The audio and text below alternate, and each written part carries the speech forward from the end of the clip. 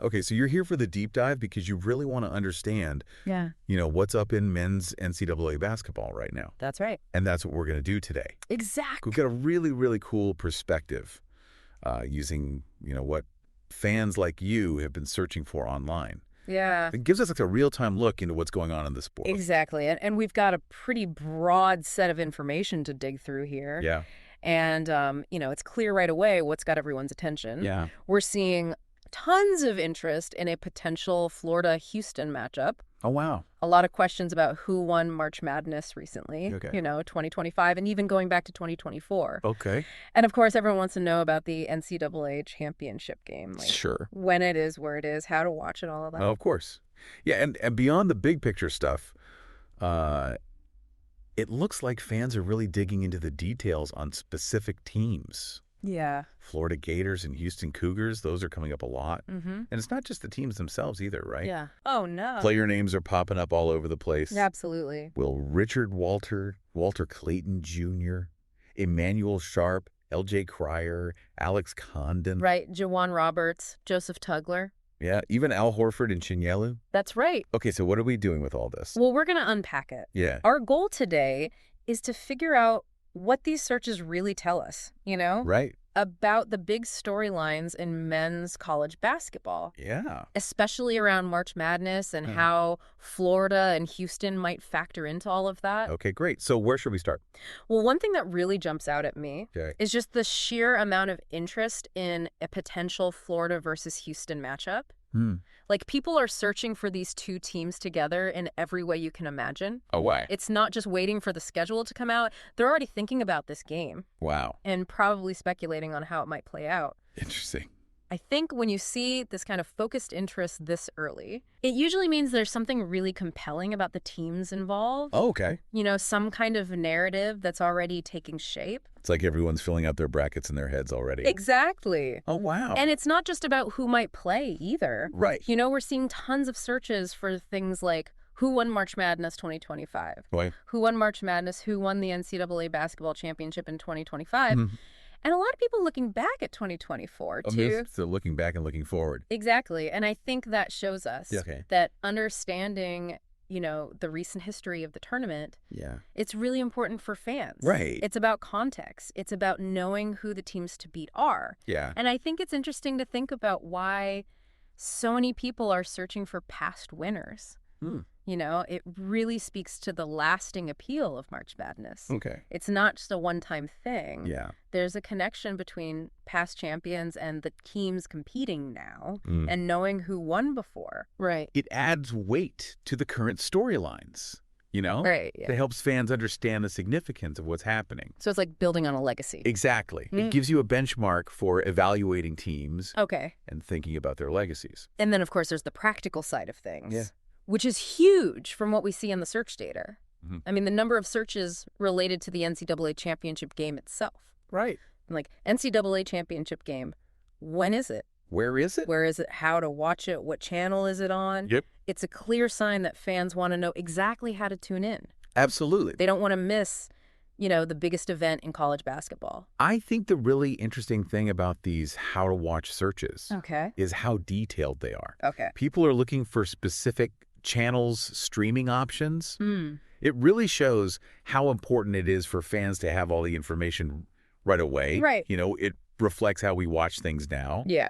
There are so many different ways to access content, and people want to find the most convenient one for them. Yeah, for sure. Now, shifting gears a bit. Okay. When we look at the searches for specific teams, Yeah. like Florida basketball, Houston basketball, Right. or even just their nicknames, it tells us there's a really dedicated fan base out there. Okay. These aren't just casual mentions. Right. People are actively trying to find information about these programs. They want to stay updated. Exactly. They want to know how they're doing, what their potential is. I see. And then within those team-specific searches, Okay. there are some that hint at a deeper level of interest. So for Florida, for example, Okay. there are searches for their roster, their head coach, Todd Golden, Okay. even a question about a potential women's basketball matchup with Houston. Oh, wow. It all points to fans who are really engaged. Yeah, they're not just skimming the surface. Exactly. They want to know about the people involved, the broader context of the program. And we're seeing a similar pattern with Houston, right? Absolutely. Yeah. Searches for their roster, their coach, Kelvin Sampson. Right, the women's team matchup. Yeah, it seems like fans really want to get the whole picture. For both programs. Yeah, and what's even more interesting is the appearance of specific player names in these searches. Yeah. So for Florida, we're seeing Will Richard and Walter Clayton Jr. being looked up, along with Alex Condon. And on the Houston side, Emmanuel Sharp, Right. LJ Cryer, with some people specifically looking for his stats. Oh, wow. Juwan Roberts, Joseph Tugler, all generating interest. So they're really following the individual players. It's a big part of the college basketball experience. Yeah, I agree. And this is where things get really interesting. Okay. We're also seeing searches about the history of these programs. Oh, well. Things like, has Houston won a national championship in basketball? And similar questions about Florida's championship history. Interesting. It shows that fans are thinking about the historical context. Yeah.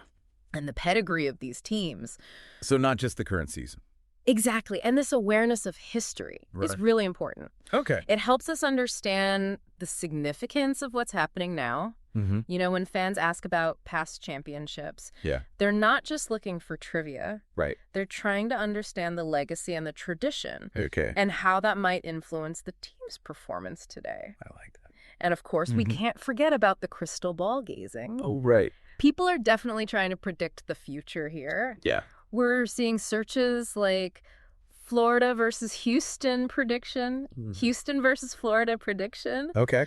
along with searches for odds and betting lines. So they want to know who might have the edge. Absolutely. It's all about anticipation. Yeah. And I think it really highlights, Okay. you know, the competitive and sometimes speculative nature of being a sports fan. Right. People love trying to guess what's going to happen. Yeah. And comparing their own thoughts. Yeah. With what the experts and the odds makers are saying. It adds another level to the whole experience. Exactly. It keeps things interesting. Okay, so taking a step back. Okay. What does all of this tell us about the fans themselves? I think it paints a picture of a really informed and engaged fan base. People aren't just passively watching basketball. Right. They're actively searching for information on all sorts of things. Yeah, potential matchups. Past results, how to watch, team details, player stats, Right. historical context. It's a lot. It is. Yeah. And that potential Florida versus Houston game, Yeah. that's clearly a major point of interest. Yeah. And the overall fascination with March Madness, looking back and looking ahead, that's undeniable. Yeah. So we've got a fan base that's both really broad with all the general searches about the tournament, but also incredibly specific with those detailed questions about individual players. That's the really interesting part. Yeah, it's like a really sophisticated level of engagement. Absolutely. Where both casual fans and diehards are digging deep into the stuff they care about. Exactly. Okay, so let's recap. Okay.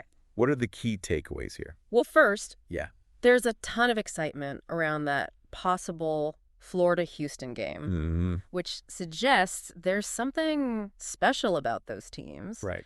Or the potential matchup itself. Right. People really want to know who won the recent March Madness tournaments, which shows just how important it is to follow that championship narrative. Right.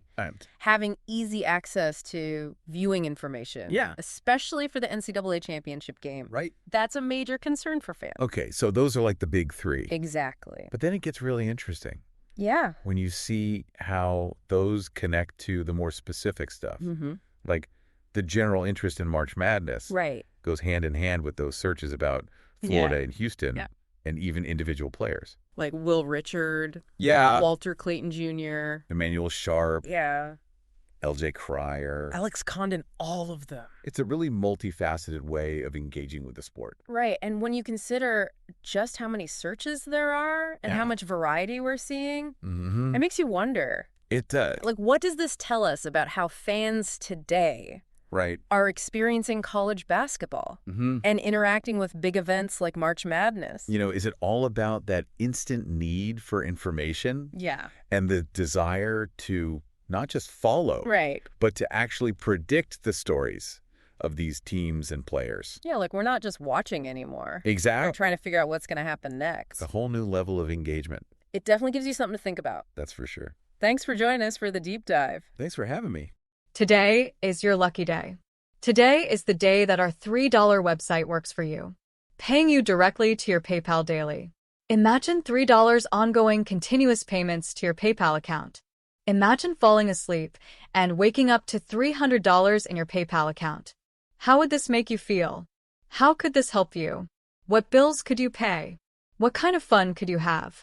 What does that retirement look like now? All for a one-time payment of $3. This website is DFY done for you, fully built and completely hosted, and never stops collecting payments for you. You have spent $3 on coffee on a regular, but that coffee won't help you create multiple streams of income. Click the link below.